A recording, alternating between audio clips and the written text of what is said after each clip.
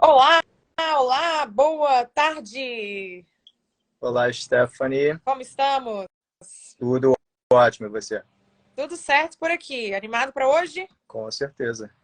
Vamos lá que eu separei muita informação legal, hein? Se eu não tivesse, estaria mentindo. Muito Estava falando com o pessoal boa. aqui que hoje a gente conseguiu botar a live no YouTube. Então, se você não tiver a oportunidade de ver aqui no Instagram, eu vou estar olhando para você aqui no YouTube.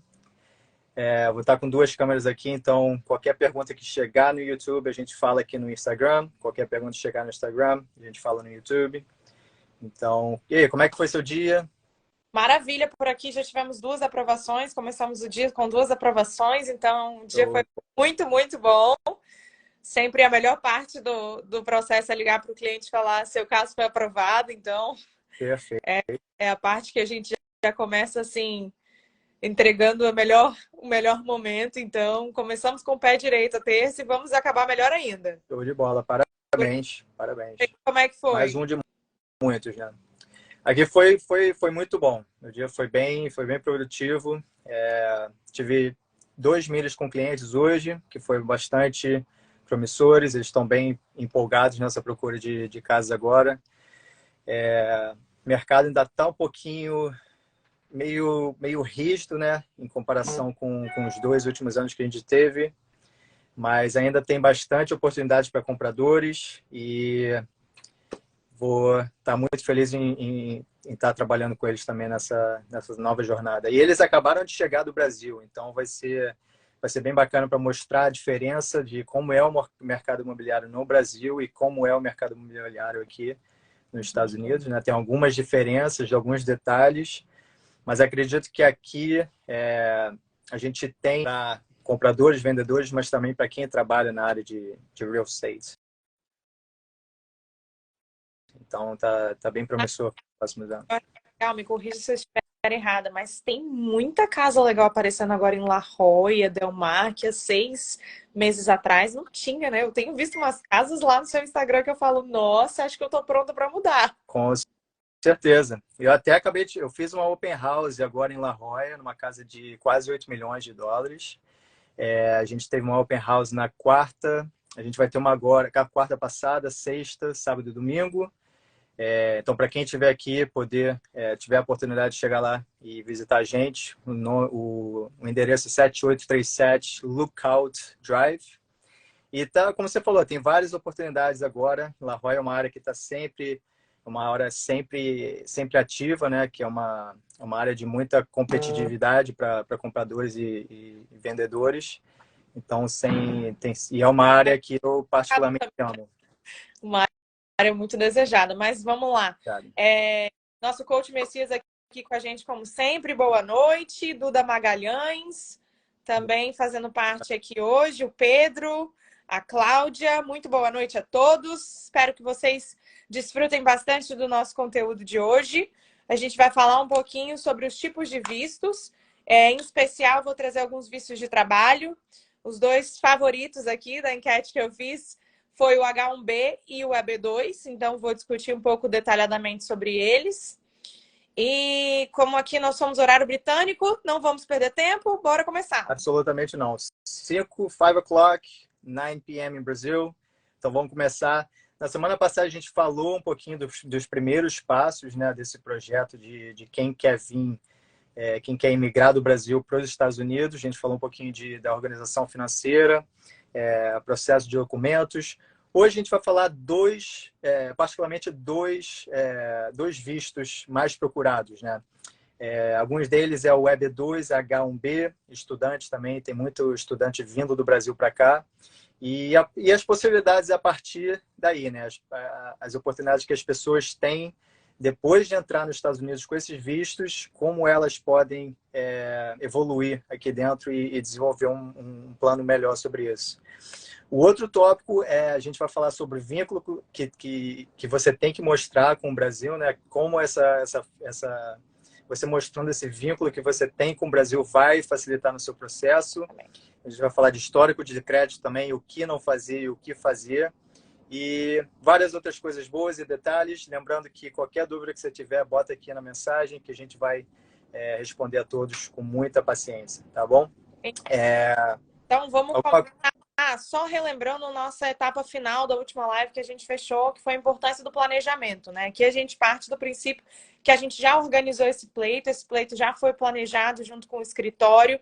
O objetivo desse cliente é vir morar nos Estados Unidos, é se estabelecer aqui de forma permanente. Então, embora a gente traga um pouquinho hoje do visto de estudante, que é o meio que muitos brasileiros utilizam para vir, a nossa live hoje é uma live mais de trazer instrução para aqueles que têm o objetivo de permanecer, né? E os cuidados que a gente tem que ter durante esse processo de permanência, mesmo que com visto de turista, com visto de estudante, são alguns cuidados que a gente tem que ter para que a gente possa chegar no Green Card sem ter nenhum problema ou sem ter nenhuma intercorrência durante um processo de admissibilidade. Então, para começar, Alex, eu queria falar um pouquinho sobre a diferença dos vistos de trabalho para a autorização de trabalho. A primeira pergunta que me fazem quando sentam aqui no escritório é: eu quero trabalhar. Qual visto que eu preciso? Então, assim, existe uma grande diferença entre visto de trabalho e autorização de trabalho. Por quê? Existem vistos que não são necessariamente vistos na categoria de employment base, que a gente chama, que são os vistos de trabalho, mas que você tem a opção de trabalhar. Por exemplo, no seu caso, quando você fez o seu ajuste de status, você casou com um cidadão americano, você fez esse ajuste de status junto com a sua esposa, você ganhou uma autorização de trabalho. Então, a sua categoria não era uma categoria de trabalho, mas você tinha autorização de trabalho. Então, é importante a gente poder diferenciar isso. O objetivo que a gente vai falar aqui são algumas categorias de vistos de trabalho. Não necessariamente esses são os únicos caminhos para você trabalhar. Se você estiver em processo de família, se você estiver em transação, por exemplo, durante o processo de estudante, existe uma etapa quando você conclui os seus estudos, que você pode pedir um OPT, que é um período que você pode trabalhar, você vai ter autorização de trabalho, então não necessariamente você está limitado dentro dessas categorias para poder trabalhar. Essas categorias só são voltadas dentro das categorias de Employment Base. Então, só para a gente diferenciar aí, para a gente não fechar outras portas ou outros caminhos, né, para pessoas que visam trabalhar e têm uma oportunidade de fazer um processo por casamento, um processo de visto de estudante no período de OPT e outros processos também que dão essa possibilidade. Com certeza, muito bem lembrado. Uma questão, na verdade, que várias pessoas me perguntam. Depois, eu graduei na faculdade, entrei com processo de casamento, né? E o meu OPT foi de 1 ano, né? Eu tive a opção de pedir um pouquinho antes da minha graduação, mas essa parte de OPT depende de vários tipos de visto que você aplica também, né? Na verdade, o OPT, ele depende da sua área de atuação. Se ele for dentro do que a gente chama do STEAM, esse prazo ele é maior. Se ele não for, que é dentro da área de ciências, tecnologia, artes, voltado para isso, você vai ter os seus 12 meses e após os seus 12 meses, a sua autorização de trabalho é limitada por esses 12 meses e também o seu OPT, ele é limitado à sua área de graduação. Por exemplo, você não pode graduar igual eu graduei em Direito e ir trabalhar numa empresa, num restaurante, e trabalhar numa empresa de moda. Você tem que estar, a sua possibilidade de experiência tem que estar diretamente linkada à sua área de graduação. Entendi. Então, essa é uma limitação que o OPT apresenta e a gente tem que sempre tomar cuidado. Muita gente fica um pouquinho confusa em relação a isso, né? Mas é sempre bom lembrar, bem lembrado por você. Como é que são os vistos mais pedidos? Você tinha mencionado que era o Web1, H1B, o de estudante, que é o F1. E como é que acontece, o que acontece depois dessas pessoas imigrarem para cá com esses tipos de vistos? Então, existem duas categorias quando a gente fala de employment based, os vistos de trabalho, né? Existem as categorias de immigrant, quando o objetivo principal é você pegar o Green Card e você já faz a aplicação para o Green Card. O famoso, muito agora aqui em alta, aqui, principalmente entre os brasileiros, é o EB2NW. Por que ele é o favorito? Porque ele é uma possibilidade de trazer um profissional que tem capacidade ou experiência dentro do mercado para vir para os Estados Unidos sem um sponsor. Ou seja, ele não precisa de uma oferta de trabalho para ele vir para cá. Como que esse visto funciona? Ele é dividido em duas categorias. Uma categoria, categoria de elegibilidade, e a segunda categoria, etapa de admissibilidade. Então, ele é dividido nessas duas etapas. E ele se fundamenta única e exclusivamente com a experiência profissional da pessoa. Ele não está linkado a uma empresa, ele não está linkado a uma oferta de trabalho. A pessoa pode self-petition. O que é isso? Ela pode peticionar para ela mesma. E como que a gente monta esse processo? Esse processo ele é montado com o plano de atuação do cliente. Então, vamos pegar aqui, por exemplo, no meu caso, eu era advogada no Brasil, atuava no Brasil, tinha OAB ativa, trabalhava no Brasil na minha área, vim para cá e gostaria de ter um visto de residente permanente. Queria ficar aqui nos Estados Unidos de forma permanente. Então, eu precisava montar um plano de atuação. Dentro desse plano de atuação, o que a gente tem que demonstrar? A gente tem que demonstrar que a habilidade do profissional, da pessoa que está aplicando, nesse caso era eu, que o que eu vou apresentar, a minha intenção de atuação dentro dos Estados Unidos, ela tem interesse nacional, mérito substancial, eu estou bem posicionada dentro dessa posição que eu estou apresentando dentro desse projeto de atuação, e é interessante para os Estados Unidos dispensar a necessidade de um sponsor. Esses elementos que eu acabei de falar são os 3 famosos prongs que a gente tem num caso, que é o caso que a gente utiliza até para decidir, para guiar a gente na montagem do processo de AB2, que é o Matter of Dinosaur.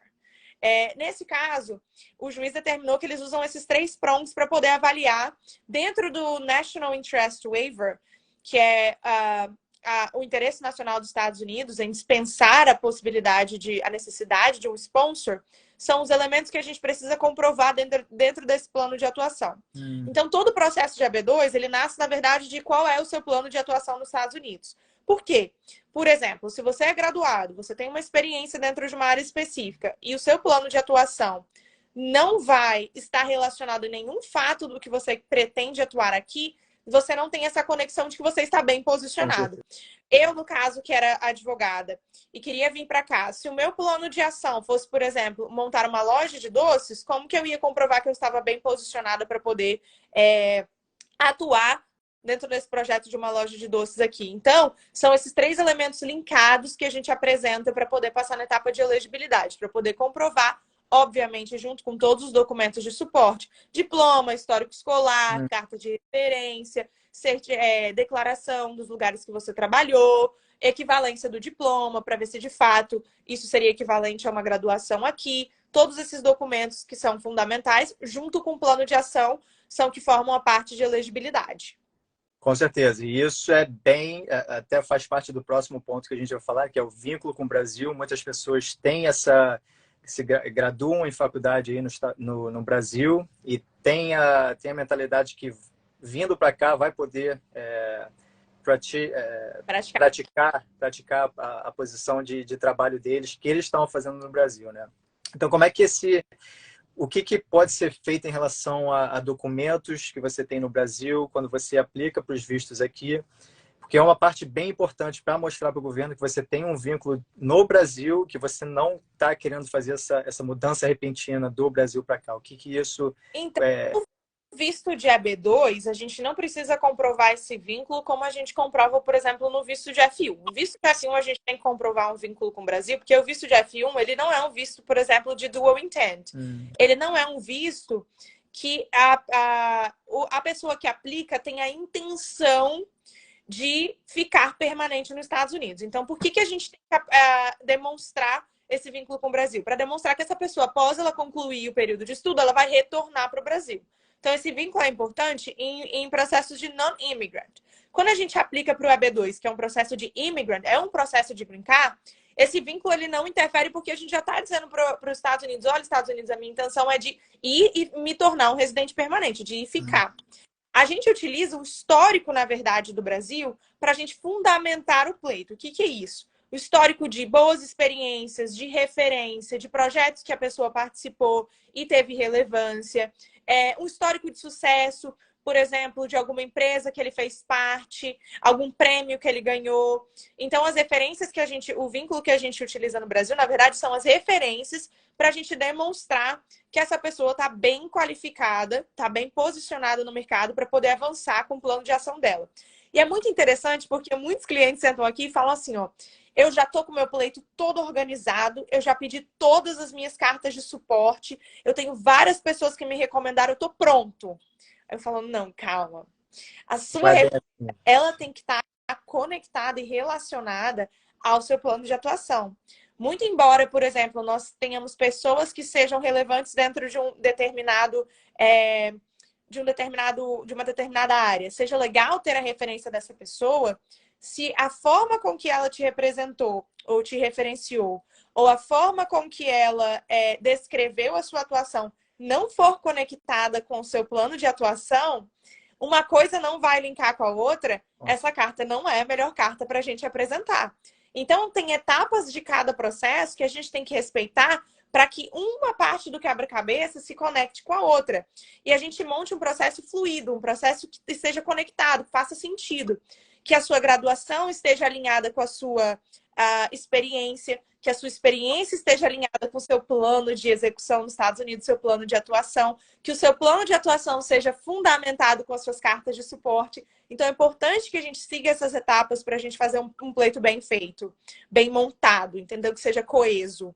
Com certeza. Começa não mencionando só isso, né? Mas, como você falou, o plano desse pleito migratório começa desde aquele plano financeiro, vai passando pelo plano de documentos e aí não termina, né? Mas é um plano que vai continuando praticamente para sempre, né? Sim. Até você conseguir realmente conquistar tudo que você gostaria, mas com certeza você tendo um plano ali perfeito, bem organizado, com certeza vai te deixar numa posição bem mais beneficial para você conquistar o que você está procurando. Eu sempre brinco que quanto mais tempo a gente gastar antes, menos tempo a gente vai gastar depois. Por quê? Porque quanto melhor a gente organiza o pleito, envia o pleito bem montado, todas as evidências bem conectadas, plano de ação bem feito, bem estruturado, uma carta com uma fundamentação jurídica especializada, voltada para o seu caso, que não seja um padrão modelo copia e cola. Porque, embora eu seja advogado, se você pegar um advogado exatamente com a mesma idade, que formou na mesma faculdade, o histórico de experiência dele não vai ser igual ao meu. Com certeza. A referência dele vai ser a mesma que a minha. A área de atuação dele, ele se destacou num projeto de uma área específica, eu me destaquei num estudo. Tudo isso tem que estar personalizado e adaptado para o caso do cliente. Então, isso tudo conta no pré-submissão do caso, antes da gente enviar para a imigração, para que a gente consiga eliminar algumas intercorrências e consiga eliminar algumas, vamos dizer assim, problemas que alguns clientes relatam quando a gente não toma esses devidos cuidados. Com certeza, né? É botar a fé deles em você, mas ao mesmo tempo fazer as perguntas, né, certas. Porque não existe pergunta boba, né? Então é sempre estar pronto para fazer as perguntas necessárias. Se realmente você não sabe como é que é o processo, novamente a gente vai mencionar aqui, procure uma pessoa qualificada, mas sempre faça perguntas. Não existe pergunta boba, pergunte aquilo que você não entenda, né, que a outra pessoa pode estar numa posição de mais experiência, mais qualidade de informação que você, e aí sim pode ter um melhor aspecto daquilo que você está tentando conquistar, né? Então, a visão de negócio, você na parte de vendas de casa e eu na parte da migração, mas muito semelhante, quando a nossa preocupação inicial é fazer com que o cliente entenda o processo pelo qual ele vai passar, que ele tenha clareza, que ele tenha a habilidade de entender todas as etapas, por que a gente vai começar dessa forma, qual é a segunda, terceira, quarta etapa, quanto tempo isso vai demorar, qual a função de cada etapa, qual evidência a gente vai colocar em cada etapa. Então é importante a gente descrever isso no começo, porque às vezes eu falo assim, o nosso processo demora uma média de 5 meses para a gente montar dentro do escritório. Mas, nossa, 5 meses é muito tempo. Eu falo, gente, a gente vai estruturar esse processo, a gente vai construir um business plan ou um professional plan, dependendo de cada caso, a gente faz uma análise personalizada. Esse processo, depois que ele é montado, a gente faz o início das cartas de suporte, depois a gente começa os formulários. Tudo tem uma lógica para que a gente tenha o cuidado de que isso tudo está sendo bem conectado e que a pessoa se veja naquela história. Porque, assim, não é o advogado que vai tirar um caso. Você tem que ter um caso. O advogado vai simplesmente organizar o seu pleito de forma mais estratégica e beneficial para o seu caso, para que as evidências sejam apresentadas para aquilo, mas a gente não cria uma coisa. A gente está contando a sua história da melhor forma possível, mas você tem que ter uma história e ser elegível, você tem que ter evidências para isso. Então, na verdade, o nosso papel é filtrar isso, é desenhar isso da forma que a gente possa apresentar isso favorável para a imigração, favorável para o seu pleito, mas é a sua história.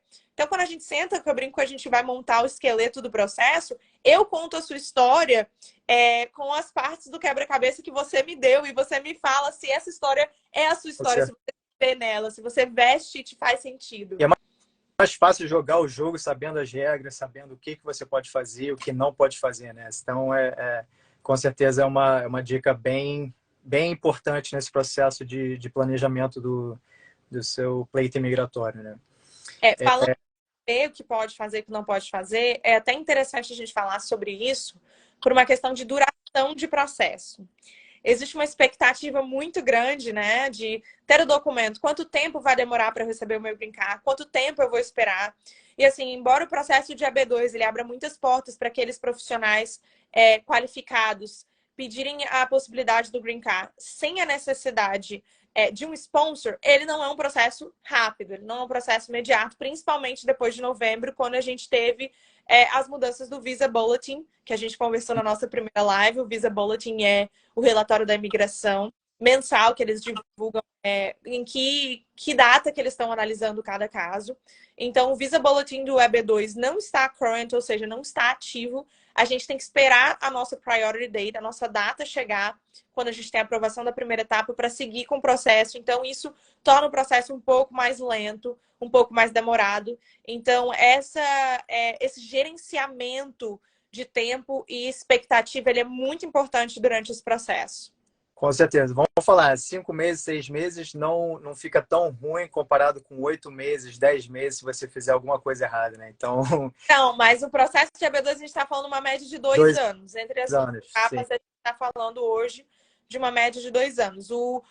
A primeira etapa, que é o formulário I-140, o processing time, de acordo com o USCIS, está entre 11 a 14 meses, dependendo do local de envio. Uhum. E depois a segunda etapa, que é a etapa de admissibilidade, onde a gente faz o pedido do Green Card, tá com mais 25 a 30 meses. Então, a gente está falando aí de 2 anos, 2 anos e meio com tranquilidade. Então, não é um pleito que a gente vai aplicar e ter uma resposta imediata. Então, é um pleito que, mais uma vez, a gente volta para a primeira etapa da live, que ele depende de planejamento. Se essa pessoa estiver dentro dos Estados Unidos, ele depende que essa pessoa tenha um status para que ela espere a segunda etapa, que é a etapa de admissibilidade, para ela poder aplicar para esse visto. Então, são vários cuidados que a gente tem que ter durante esse processo e várias precauções que a gente tem que cuidar para que na fase que esse cliente possa gozar dos benefícios do EB2, que é de fato o Green Card, ele esteja dentro de status e ele não corra nenhum problema de inadmissibilidade para poder aplicar nessa fase. Show de bola. Então, vou falando já do processo de o que saber, o que fazer, né? Saber o que fazer, jogando as regras do jogo, o que não pode ser feito pré-processo, durante o processo e depois do processo. Muita gente me pergunta, Alex, eu posso aplicar para o processo e trabalhar under the table? Como é que isso funciona? Então, quando a gente chega na parte de elegibilidade, que é a primeira parte que a gente conversou, essa elegibilidade, ela vai focar nas qualificações profissionais e o quão bem posicionado você está no mercado. Quando a gente chega na parte de admissibilidade, é aí que a gente tem um problema, porque essa parte vai focar no seu histórico imigratório, como você entrou, se você respeitou as condições do seu visto. Então, a gente tem que ter muito cuidado durante esse processo, principalmente quando esse processo é feito dentro dos Estados Unidos, ou seja, por ajuste de status, igual eu comentei na nossa primeira live, a diferença do ajuste de status para o processo consular. O ajuste de status são os processos feitos dentro dos Estados Unidos, quando você entra com status e faz a mudança de status, o ajuste do seu status para um processo de immigrant, e o processo consular é quando você faz o processo do seu país de origem, atende a entrevista no consulado e entra com o seu green card aprovado. Uhum. Então, quando a gente faz esse processo via ajuste de status, esse é um cuidado fundamental que a gente tem que ter. Porque se a gente fica aqui e comete algumas inadmissibilidades, a gente coloca o nosso pleito em risco.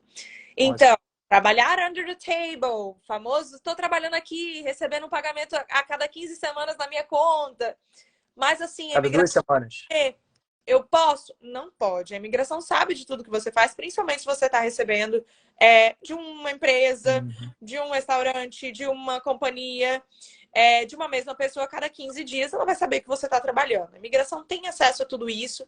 E trabalho sem autorização é uma inadmissibilidade que pode sim acarretar no denial na negativa do seu processo na segunda fase de admissibilidade do EB2. Uma outra coisa que acontece muito entrei com visto de estudante. Estudei por 1 ano, mas meu processo está demorando muito, eu não quero mais estudar. Eu posso parar de estudar e depois dar continuidade ao meu pleito? Não. Você tem que se permanecer dentro de status até que você possa aplicar para o seu green card. Então, se o Visa Bulletin não estiver ativo, não estiver current, né? Durante a sua etapa de aplicação, você tem que manter o seu status ativo até você chegar nessa fase do processo. Se você fica fora de status, você tem outro problema de inadmissibilidade. Então, são alguns cuidados que a gente tem que ter para as pessoas que estão aqui, para a gente não acumular algumas inadmissibilidades e tornar o processo bastante arriscado, né? Ou muitas vezes até inviável por essas medidas ou essa falta de cuidado. Outra coisa muito comum não tem autorização de trabalho, mas me falaram para abrir uma IT number, usar esse número, não pagar tax e usar esse registro. Tá tudo bem fazer isso? Não tá, não pode. Gente, se vocês não têm autorização de trabalho, não trabalhem, porque o trabalho registrado com IT number, com o número da amiga, com conta alugada que você recebe no seu nome, tudo isso é registro de trabalho sem autorização. Isso pode influenciar no seu pleito de EB2. Então, são alguns cuidados do que a gente tem que fazer, que eu acho que algumas vezes são até mais importantes do que, assim, o que não fazer é mais importante do que o que fazer. Saber o que fazer, exatamente. Não arriscar por um período bem curto, né? E voltando àquela parte que a gente falou do planejamento financeiro, se você realmente está pensando em vir para cá, separa um pouquinho da sua reserva para vir para cá, para situações como essa, né? Não vou poder trabalhar por 1 mês, 2 meses. Pelo menos você traz uma reserva que vai te dar uma oportunidade de segurar um pouquinho as suas finanças, né? E aí, realmente não vale a pena arriscar por um período bem curto no processo de pleito, do seu pleito migratório, arriscar todo o processo cair e você ter a resposta negativa do governo. Então, é basicamente isso, né? Acontece também, Alex, assim, a gente tem uma estimativa. Todos esses prazos que a gente discute aqui são estimativa de prazo. Sim. Eu tive um processo aqui no escritório de uma cliente muito especial, que era um ajuste de status por casamento, que ela aplicou. E o processo dela dizia lá no site da USCIS que ia demorar 8 meses para ser adjudicado. Eu falava, não confia no processing time, nesse tempo estimado da USCIS. Ela recebeu o green card na casa dela com 56 dias. Então, assim, isso é uma estimativa para a gente conseguir fazer alguns planejamentos. Mas não é um plano certeiro. A gente não consegue garantir 100% que o seu processo vai ser adjudicado dentro daquele caso.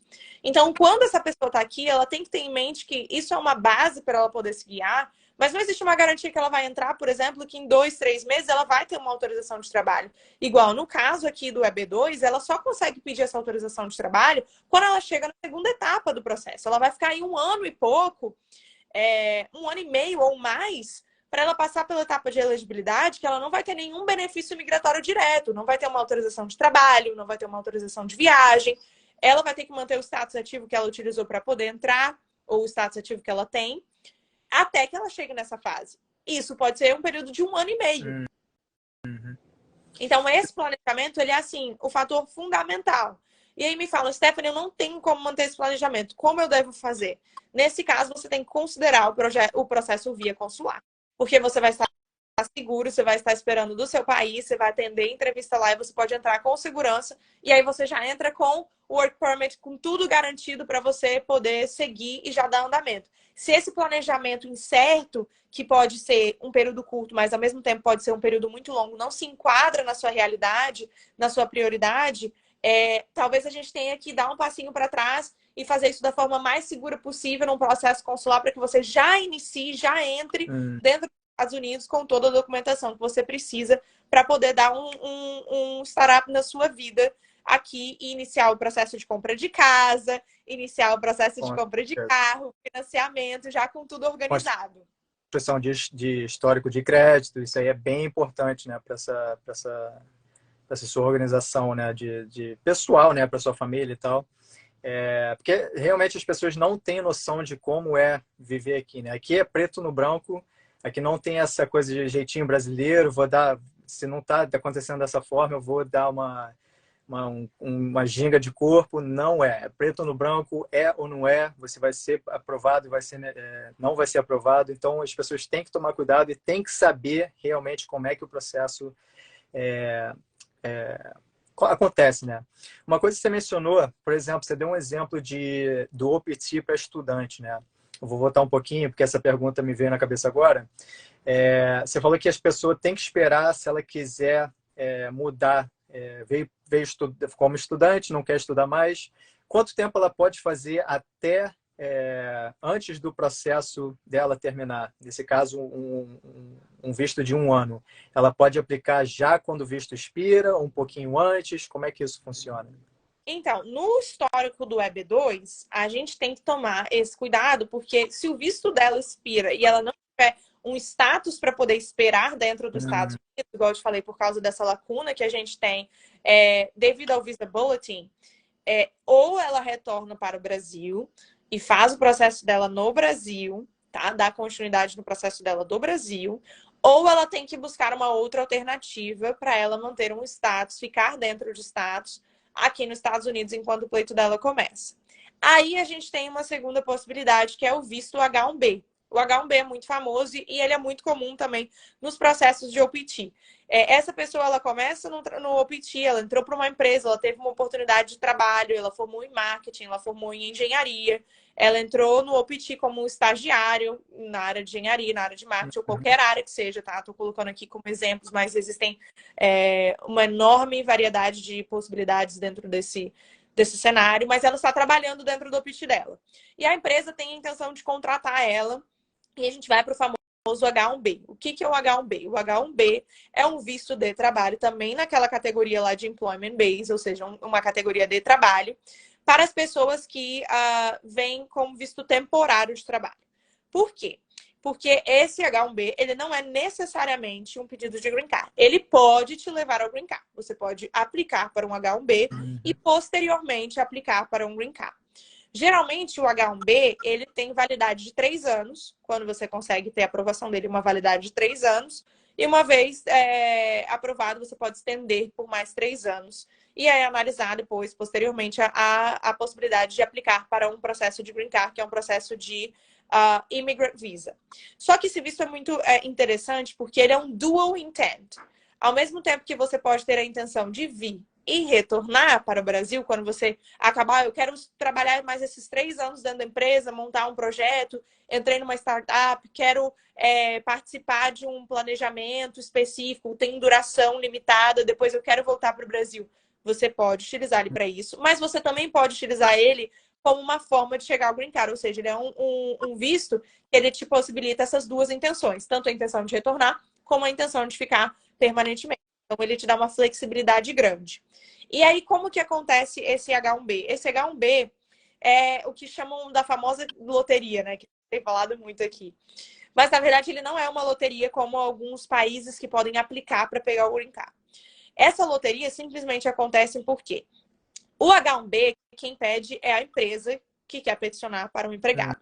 O empregado, ele é um empregado que tem bacharel, mestrado, ele é um empregado graduado e ele vai entrar dentro de uma posição específica. A gente tem que demonstrar que esse empregado vai ocupar uma posição que não tem ninguém para ocupar essa mesma posição dentro dos Estados Unidos, né? E essa pessoa que está sendo contratada na empresa é a pessoa ideal para poder ocupar essa vaga. Então, esse processo começa dentro do Department of Labor, eu acredito que é o Departamento de Trabalho. É a tradução ideal, eu acho que seria Departamento de Trabalho aí no Brasil. Não sei se a gente tem essa mesma tradução ao pé da letra. Mas começa no Departamento de Trabalho quando a gente faz a gente demonstra que essa pessoa tem uma oferta de trabalho, essa oferta de trabalho ela é viável, e a gente solicita um labor como se fosse uma condição, uma aplicação de condição de trabalho para demonstrar esse cenário. E aí o que acontece? O número de aplicantes que solicitam esse visto é muito superior ao número de vistos disponíveis. Anualmente, a gente tem 65 mil vistos disponíveis para essa categoria e mais um extra de 20 mil para aqueles que estão com qualificação acadêmica de mestrado ou doutorado. Então, somados, 85 mil. Uhum. Só no ano passado, a gente teve mais de 780 mil aplicantes. Caramba! Então, no ano fiscal do ano passado, a gente teve mais de 780 mil aplicantes para um visto que tem 65 mil disponibilidades. Como a imigração define quais são os vistos, quais são as pessoas que eles vão escolher? Sorteio. Sorteio. Puro então, sorteio. O que a gente ouve não é a loteria do tipo, eu vou pegar uma pessoa qualquer. Mas esse sorteio não é um sorteio para você pegar o documento. É um sorteio para você ter a possibilidade de enviar a sua aplicação. Entendi. Então, ainda tem a possibilidade de você ser denied, né? Ter a resposta negativa. Inclusive, tiveram várias negativas e eles abriram uma segunda chamada. Então, eles chamaram, fizeram a primeira chamada, teve um número de pessoas que não tiveram visto aprovado ou não enviaram a aplicação completa dentro do prazo. E então, eles fizeram uma segunda chamada, uma segunda remessa de sorteios para eles poderem completar esses 85 mil vistos disponíveis. É bastante importante para sempre estar de olho nessas rechamadas, né? Porque, como você falou, online, então tem que ficar de olho no e-mail. Como que funciona? Existe uma pré-aplicação que o empregador faz, colocando informações básicas da empresa, informações básicas do empregado que ele pretende contratar. E essa pré-aplicação tem um custo de $10. Então, a empresa colocou lá, tudo bem simples. Geralmente, essa aplicação é feita em março e já no final de março eles já colocam os números que foram disponíveis. A empresa tem até 90 dias para enviar a aplicação completa. Então, eles colocaram a aplicação lá, pagaram $10. Você foi sorteado, você tem 90 dias para poder enviar a aplicação. O que acontece é que nem sempre todo mundo fica de olho que foi sorteado, acompanha o e-mail, estava com a aplicação em dia junto com o escritório para poder enviar, estava com o pleito organizado com todas as documentações, às vezes envia o pleito incompleto e acaba perdendo essa possibilidade. E a imigração, depois que fez essa primeira chamada, com os números remanescentes, eles fazem uma segunda chamada para eles poderem aplicar. Então, uma responsabilidade mútua, né? Tanto da pessoa que está aplicando, tanto para a empresa que está requerendo esse tipo de visto, né? Então, é sempre importante estar sempre... num bom escritório, porque o escritório é que faz a verificação de tudo isso, o acompanhamento, e já está familiarizado com o processo, então já tem um pleito pré-organizado, caso esse empregador seja sorteado junto com essa possibilidade de trazer o empregado, ele já tem todo um ritmo para poder enviar a aplicação dentro desse prazo e gozar desse benefício de ter sido sorteado. Com certeza. Você lembrou muito bem, sempre procurar um profissional qualificado como você, Stephanie Baroni, para fazer esse tipo de processo e não se lembrar de fazer as perguntas necessárias e as perguntas que têm que ser feitas e sempre ficar de olho, porque, como você falou, sempre tem essas reaberturas do número de vistos, né? Tem mais algum detalhe, alguma informação que a gente acabou não falando aqui? Vou aproveitar para deixar aberto aqui a perguntas e respostas. Então, se vocês têm qualquer dúvida, bota aqui embaixo que a gente vai conversando agora sobre os últimos detalhes e a gente vai vendo as perguntas que você tem. Então, a gente conversou muito sobre o visto de AB2, né, que é o visto direto para o Green Card. O visto de H1B, que ele é um visto que não é direto ao Green Card, mas ele é de dupla intenção, então ele te leva a possibilidade de um Green Card. Aí me perguntam, Stephanie, o meu visto de estudante, eu não tenho a possibilidade de fazer essa transição? Tem. O visto de estudante, muitas vezes, ele é uma forma, quando você vem com o status ativo, você está estudando, da gente fazer a transição do seu visto, seja ele para um visto de trabalho de non-immigrant, seja ele para um visto de trabalho de immigrant, para permanecer com seu status ativo nos Estados Unidos. Então, ele é um caminho de transição, sim. Então, se você entrou com visto de estudante, não é que é o final do percurso para você e você não tem essa possibilidade. você tem essa possibilidade, é uma possibilidade bastante viável. A gente tem vários clientes que entram aqui e migram muitas vezes para esse AB2 que eu falei, para esse H1B, mas para outros vistos também que a gente não vai ter tempo de trazer aqui. E aí, se vocês quiserem informações de algum visto específico, eu vou ficar muito feliz em fazer mais uma live, porque eu tô aqui, ó, Alex, não tem como falar tudo em uma Não tem, tem. Senão a gente vai ficar aqui 2, 3 horas. mas Então, a gente tem o visto O, que é um visto de habilidades extraordinárias, que é um visto também que dá uma autorização de trabalho. Ele é basicamente com os mesmos critérios do EB2, mas ele é um visto que sai mais rápido, ele é um visto de non-immigrant. A gente tem o visto P, que é muito comum para atletas que vêm para os Estados Unidos. É um visto também que dá a possibilidade de... A gente tem muitos atletas de jiu-jitsu que vêm para cá para competir, atletas de grupos olímpicos, que eles também utilizam esse visto para vir para cá. E também é um visto utilizado para quem trabalha com entretenimento, música, sempre essa área. O visto P, ele é um caminho bem legal também que a gente utiliza. Tem os vistos L, que são os vistos voltados para quando você já está dentro de uma companhia no Brasil e já usa essa mesma companhia quando ela tem uma sede nos Estados Unidos, para você fazer essa transição via dentro da mesma empresa. Então, tem diversos caminhos para a gente analisar. Mais uma vez, eu vou lembrar, a nossa primeira consulta na Global Solutions é gratuita, então a gente faz essa triagem junto com você, dentro do seu caso e dentro das suas possibilidades, gratuitamente, numa videochamada de 45 minutos. A gente explica todas as etapas do processo. Nosso objetivo aqui é te conscientizar que não existe só um caminho, que não existe só uma maneira e que existem muitos outros vistos que não são tão famosos, mas que talvez sejam adequados para você. Eu estou vendo aqui, ó, o Messias Felipe, que ele é um atleta de natação. Ele, inclusive, bateu o recorde, tá? Mundial, não é para qualquer um, tá? Mundial. E ele tem várias medalhas na área dele. Ele tem vários caminhos.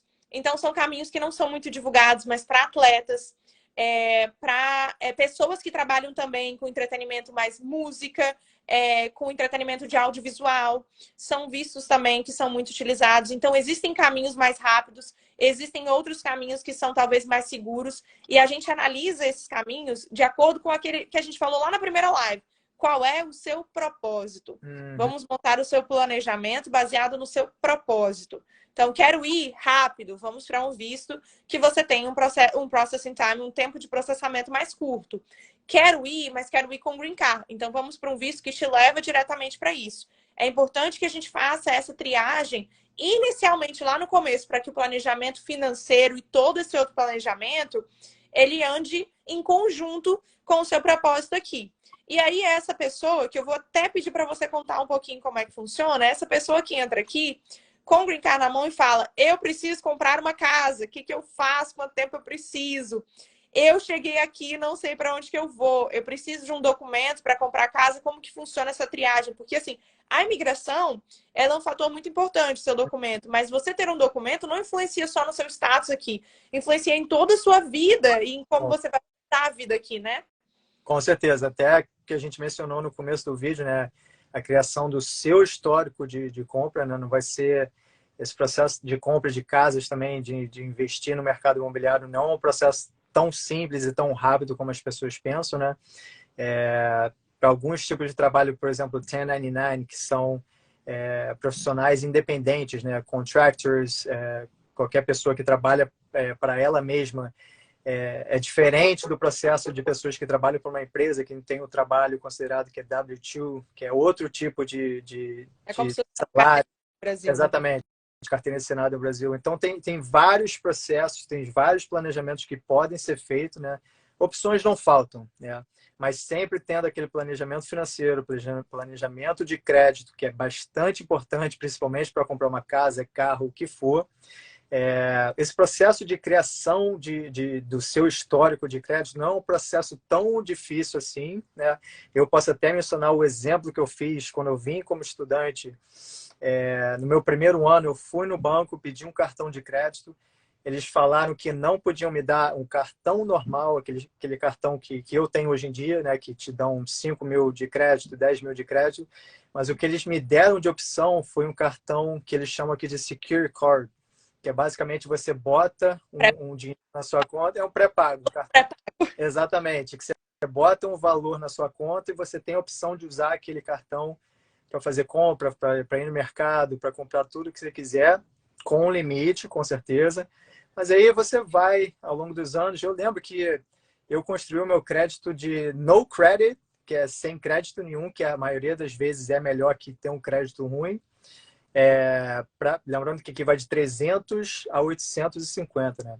Eu melhorei, eu fui em um ano e meio, nesse processo de um ano e meio, fazendo isso, fazendo compras pequenas e tal, com meu Secure Card, eu aumentei o meu crédito em 220 pontos, o que já me botou numa situação muito melhor de pedir um limite de credit card mais alto, me deu outras possibilidades de financiar o carro, meu primeiro carro que eu comprei, meu segundo carro, na verdade, meu primeiro carro eu comprei na mão, mas o meu segundo carro eu financiei, com uma taxa de juros bem baixa. Então, tem várias coisas que precisam ser feitas e relacionado à compra de casa e investimento no mercado imobiliário, não foge muito disso. Normalmente, E dependendo... aí está linkado ao seu documento, né? O social que você precisa para registrar, Exatamente. a sua autorização de trabalho que você precisa para oficialmente ganhar dinheiro dentro dos Estados Unidos. Então, tá tudo Com linkado certeza. nessa Tá área. tudo linkado. É o cuidado que a gente tem que Com ter. Então, certeza. eu vou, só porque teve um cliente muito especial que ele me pediu para poder falar só um pouquinho sobre asilo, eu vou lembrar do asilo aqui, porque já que a gente está falando de autorização de trabalho e está muito em alta aqui, eu vou fazer esse parênteses aqui para a gente poder fechar, mas mais uma vez eu queria lembrar que os vistos mais famosos não são as únicas alternativas que a gente tem, tá? A gente discutiu hoje todas as etapas do EB2, NIW, a gente discutiu as etapas do H1B, que são os favoritos, que são os que as pessoas mais procuram. Mas, mais uma vez, igual eu falei da loteria do H1B, talvez ele não é a opção mais rápida, mais adequada para o cenário, porque se essa pessoa não entra no sorteio, ela só vai para ser sorteada no ano que vem, então ela tem que manter o status o ano inteiro. Então, algumas vezes não é a melhor saída. Então, consulte, busque uma solução. Um denial, um caso negado, não é o fim da sua trajetória migratória também.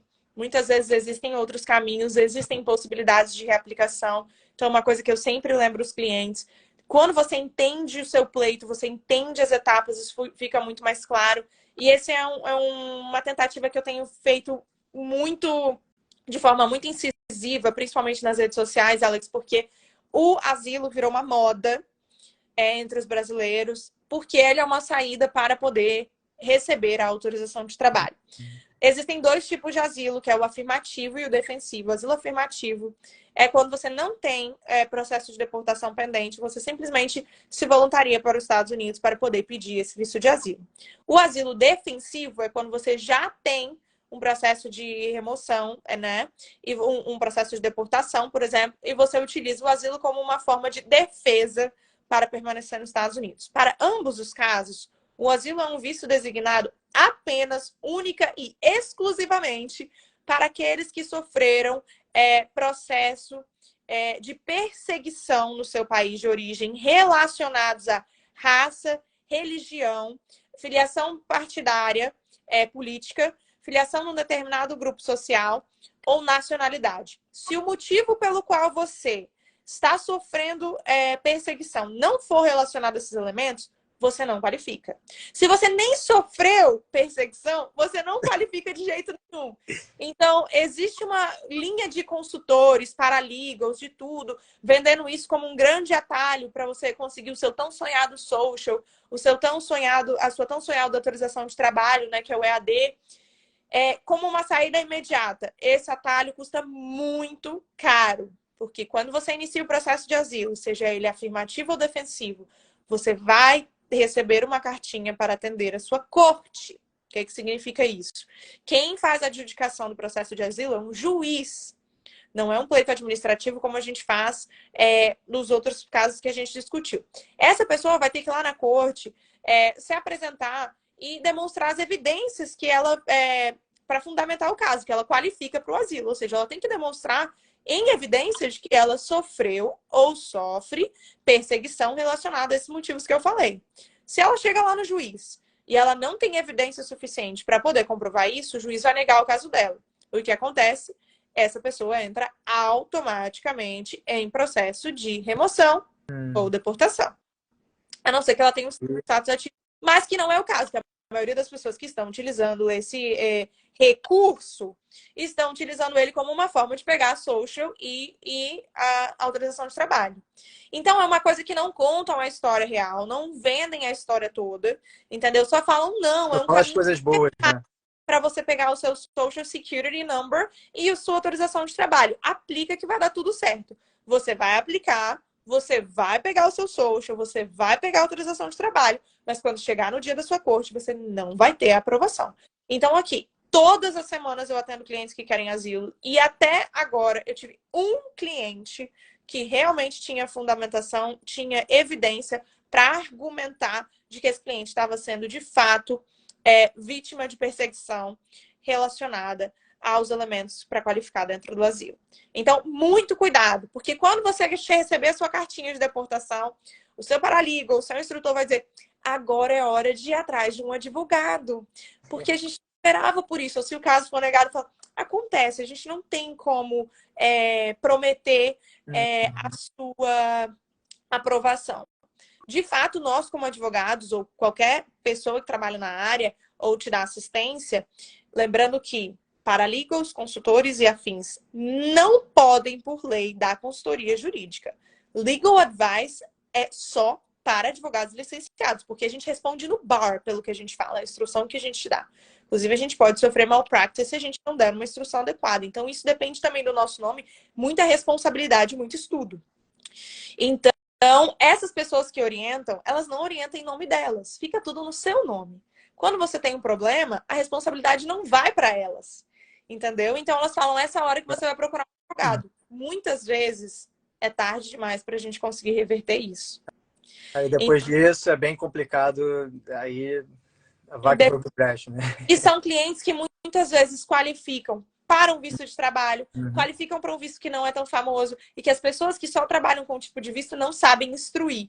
Então, é função do advogado a gente avaliar a elegibilidade do cliente. Obviamente, a gente não consegue dizer, olha, eu te garanto que você vai ser aprovado. Isso é completamente contra a ética, a gente não tem controle disso. Mas, assim, a nossa responsabilidade é avaliar a elegibilidade. Você tem evidência suficiente para poder aplicar para esse visto? Você qualifica para isso? Você é uma vítima de perseguição dentro dessa categoria? Porque se o cliente não for, a gente tem sim a obrigação de dizer para ele, você não qualifica. Com certeza. É o caminho ideal para você.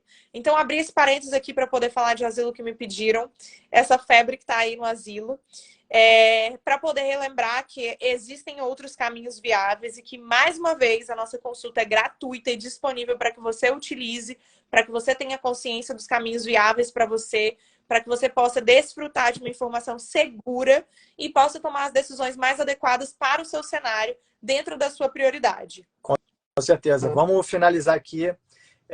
Tem algumas mensagens aqui. Rosana Curso, parabéns por mais uma live super esclarecedora. Obrigada, novamente, qualquer dúvida que vocês tiverem, bota aqui nos comentários. Eu vou estar postando essa live também no meu canal do YouTube, para vocês relembrarem. Lembrando que no meu canal tem a primeira live que a gente fez na terça passada, que a gente falou do começo do processo, né? Processo de organização de documentos, processo de organização financeira. E hoje em dia a gente falou um pouquinho mais detalhado na parte dos vistos. A Stephanie botou aqui o número de telefone dela. Qualquer dúvida que vocês tiverem, entre em contato com a Global Solutions Law. Ela vai ficar muito feliz de ajudar com vocês com todas as suas dúvidas. Façam perguntas, como eu mencionei anteriormente. E é sempre bom saber as regras do jogo que a gente vai estar jogando, né? Esse jogo de cartas que é o visto. E, novamente, Stephanie, muito obrigado por fazer parte da live. Qualquer coisa que você precisar... Pegar de surpresa. Oi? Fala de novo. Antes da gente fechar, eu vou te pegar de surpresa. Ih, já lá vem. Na live passada, você pediu a minha frase. Sabia. E eu coloquei a frase em inglês, que é até do Walt Disney. Se você pode sonhar, você pode realizar. É uma frase que eu digo para todos os clientes, tudo começa num sonho, mas quando a gente planeja e coloca em ação, tudo é possível. Agora eu quero saber qual é a sua frase. Eu tenho várias, mas uma que realmente... Peguei uma e vai. Uma é The more you sweat in peace, the less you bleed in war. Que é basicamente, quanto mais você sua durante a paz, você menos sangra. Estou fazendo uma tradução bem baseada, né? quanto mais você sua durante a paz, menos você sangra durante a guerra, né? Então, é uma coisa que eu sempre levo, todo dia quando eu acordo, eu sempre visualizo tudo que eu tenho que fazer. Por exemplo, um dia que está ocorrendo tudo bem, eu sempre penso nessa mensagem, porque quando vim... E com certeza a gente vai ter dias piores, né? Então, com certeza, quando eu tiver dias piores, eu sempre lembro dessa frase e continuo trabalhando com dedicação com os meus clientes, me dando até a oportunidade de ser uma pessoa melhor, um profissional melhor para minha família, para meus amigos, para todas as pessoas que estão ao meu redor. Então, essa frase, para mim, tem um significado bastante grande para mim, né, pessoalmente. Então, the more you sweat in peace, the less you bleed in war. Não sei se foi intencional, mas tem tudo a ver com o que a gente falou de planejamento. Com certeza. Com certeza. Quanto mais você sua durante o seu planejamento, né, em paz, exatamente, menos você vai sofrer durante a guerra. Ou seja, menos doloroso vai ser o seu quando a gente vive a construção a construção da base, né, que vai te manter bem firme ali quando as horas ruins chegarem, né? Tem tudo a ver. Há tempo, esforço, organização no seu planejamento, menos você vai sofrer na execução e na submissão do seu caso. Lembrando o nome da pessoa, eu não quero falar muito aqui, mas é Norman Schwarzkopf. Se você botar no Google, com certeza você vai botar, porque eu com certeza estou falando o nome errado, mas essa é a frase do Norman. Então é uma frase bem impactante para mim. Muito boa e muito conectada com o que a gente falou. Então, foi um prazer. Gente, se vocês quiserem algum outro visto em especial, nós estamos cogitando uma terceira live. Então, se tem algum visto que vocês têm dúvida, que vocês gostariam de saber, tiveram algumas pessoas que me pediram sobre o EB3. Não dava tempo da gente trazer tudo. O EB3 ele tem algumas peculiaridades durante o processo, principalmente as etapas do departamento de trabalho. Então, a gente pode trazer. Deixa o comentário de vocês aqui, ou deixa um feedback pra gente lá no Instagram, ou no Instagram do Alex, ou no Instagram da Global Solutions, ou manda pra gente pro WhatsApp. Eu acabei de colocar um número aqui embaixo, 619-928-1242, para você fazer o seu comentário, marcar a sua consulta, ou qualquer outra sugestão. Eu espero que a gente tenha um outro encontro em breve. Vamos ter, o William já está falando aqui, já quero a próxima. Com certeza, assim que a gente acabar aqui, a gente já vai organizar a próxima. Então, mande sua mensagem, mande suas perguntas, que a gente já vai começar o planejamento da próxima live. Beleza? Uma boa noite, pessoal. Agradeço a todo mundo que estejam aqui. Tenha uma ótima semana para vocês. E você também, Stephanie. Obrigada, Alex. Boa noite. Tchau, tchau.